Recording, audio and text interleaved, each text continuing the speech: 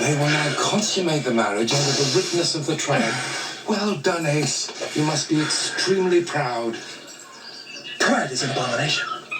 One must forego the self to attain total spiritual creaminess and avoid the chewy chunks of degradation.